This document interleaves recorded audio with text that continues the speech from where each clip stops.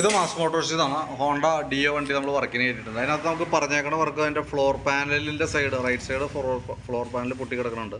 അതിൻ്റെ ചേസിൻ്റെ ഒരു പീസ് ബെൻഡായിട്ടുണ്ട്. അപ്പോൾ അതൊന്ന് ലെവൽ ചെയ്ത് പിടിപ്പിക്കണം. ബ്രേക്ക് ഫ്രണ്ടും ബാക്കും ബ്രേക്ക് ചെക്ക് ചെയ്യണം. എഞ്ചിൻ ഓയിൽ ചെക്ക് ചെയ്യുക. സൈലൻസറിൻ്റെ കവർ ഒന്ന് പൊട്ടിയിട്ടുണ്ട്, അത് മാറ്റിയിടാം. ലെഫ്റ്റ് സൈഡിൽ മിറർ ലൂസായിട്ടുണ്ട്, അപ്പോൾ ഒന്ന് ടൈറ്റ് ചെയ്ത് റെഡിയാക്കുക. സെൽഫ് ചെക്കപ്പ്, അതായത് ഇടയ്ക്ക് സെൽഫിന് കംപ്ലയിൻറ്റ് ഉണ്ടെന്നാണ് പറയണേ.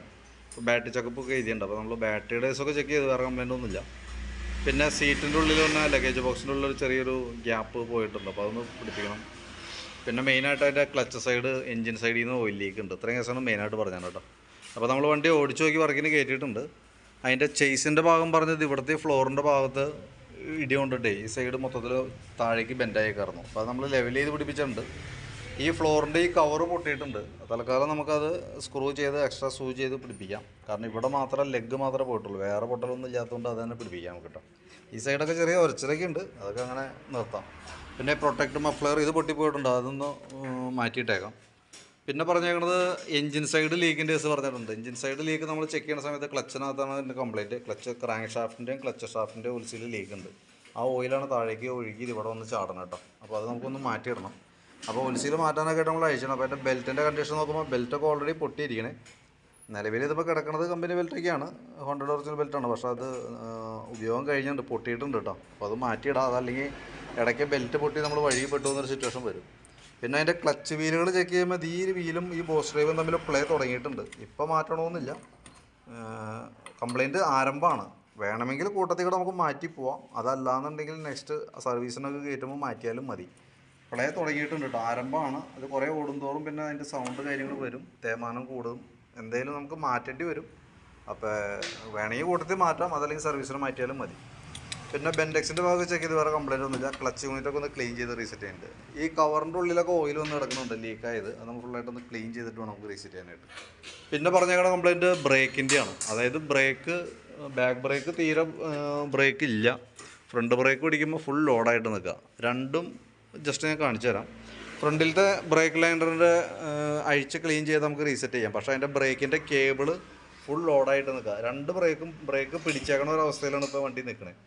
അഴിച്ചു കഴിഞ്ഞാൽ രണ്ട് ബ്രേക്ക് കേബിളുകൾ മാറ്റി ബ്രേക്ക് ക്യാം അഴിച്ച് ഗ്രീസ് ചെയ്ത് നമുക്ക് റീസെറ്റാക്കി എടുക്കാം. ഫ്രണ്ടിലത്തെ കൂട്ടത്തിൽ കൂടെ നമുക്ക് ഫ്രണ്ട് അഴിക്കുന്നുണ്ടെങ്കിൽ ഈ ബുഷുകൾ നോക്കിയിട്ട് ഗ്രീൻ ബുഷ് എന്തെങ്കിലും കംപ്ലയിൻ്റ് ഉണ്ടാവും. കോളർ ബുഷ് ഒരു പക്ഷേ നമുക്ക് അതിൻ്റെ ലിങ്ക് ഒന്ന് ഷെയ്ക്ക് ചെയ്യിച്ചോ. അതിൻ്റെ ഈ സൈഡ് ബുഷ് ഓൾറെഡി കംപ്ലയിൻ്റ് ആണ്, നമ്മളിപ്പോൾ അഴിച്ചിട്ടില്ല. അഴിച്ച് നോക്കിയിട്ട് അതിൻ്റെ കോളർ മാത്രം മാറ്റിയപ്പോഴത്തേക്കും ആ രീതിയിലിടാം. അതല്ലെങ്കിൽ ചിലപ്പോൾ നമുക്ക് ബുഷ് സെറ്റ് മാറ്റേണ്ടി വന്നേക്കും കേട്ടോ. ബാക്കിലത്തെ ബ്രേക്കിൻ്റെ എന്ന് പറയുമ്പോൾ ബ്രേക്കിൻ്റെ കേബിളും ടൈറ്റ് ആയിട്ടുണ്ട്, വലിച്ചു തുടങ്ങിയിട്ടുണ്ട്. തന്നെയല്ല ബ്രേക്ക് ലൈനറും ഏകദേശം നമുക്കൊരു പകുതി കൂടുതൽ കഴിഞ്ഞിട്ടുണ്ട്. അപ്പോൾ ശരിക്കും ബ്രേക്കുമായി ബന്ധപ്പെട്ട് ചെയ്യുകയാണെങ്കിൽ ബാക്കിലത്തെ ബ്രേക്കിൻ്റെ ലൈനർ മാറ്റിയതിന് ശേഷം ആ 3 ബ്രേക്ക് കേബിൾ മാറ്റി റീസെറ്റ് ആക്കുകയാണെങ്കിൽ ആ കംപ്ലയിൻറ്റ് ബ്രേക്കുമായി ബന്ധപ്പെട്ട പ്രോബ്ലം അവിടെ സോൾവ് ആയിക്കോളൂ കേട്ടോ.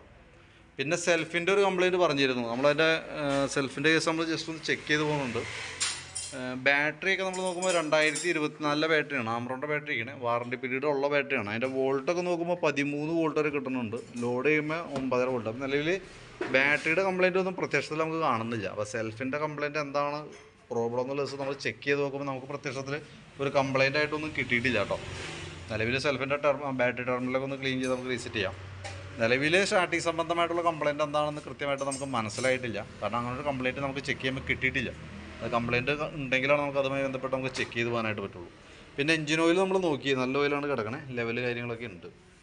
അപ്പോൾ ഞാനതിൻ്റെ ഈ ബ്രേക്കിൻ്റെ ലൈനർ, ബാക്കിലത്തെ ബ്രേക്ക് ലൈനർ 3 ബ്രേക്ക് കേബിൾ, അതേപോലെ ക്ലച്ചിലേക്ക് വരുമ്പോൾ ബെൽറ്റ്, അതിൻ്റെ 2 ഓയിൽ സീലുകൾ, ഫ്രണ്ടിലെ ലിങ്കിൻ്റെ ബുഷ് ഗ്രീൻ ബുഷും ഒക്കെ ഉൾപ്പെടുത്തിയിട്ടുള്ളൊരു എസ്റ്റിമേറ്റ് വാട്സാപ്പിലിടാം.